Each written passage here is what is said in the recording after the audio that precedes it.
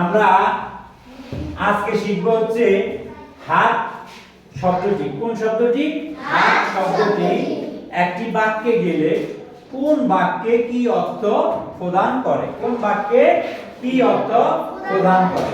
যেমন বাবার এখন হাত খালি, বাবার এখন হাত খালি। হাত খালি মানে হচ্ছে এখানে বোঝাচ্ছে যে টাকার অভাব বা অর্থের অভাব। কিসের অভাব? টাকার অভাব বা অর্থের অভাব। কিসের অভাব? অর্থের অভাব।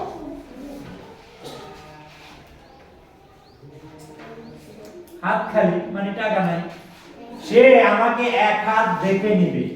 এটা এখানে এক হাত কথাটা যদি আলাদা আমরা শব্দের অর্থ করি তাহলে দ্বন্দ্ব। কি হয়?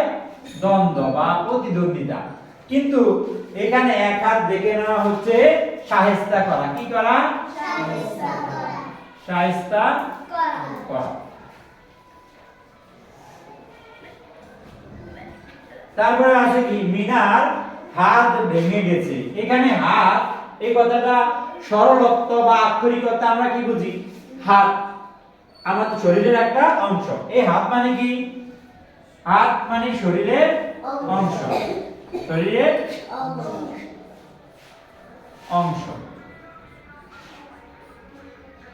তারপরে হচ্ছে কি? হাত চালাও, হাত চালাও, দেরি করো না। এই হাত চালানো মানে হচ্ছে দ্রুত কাজ করা। কি করা? দ্রুত কাজ করা, দ্রুত কাজ করা।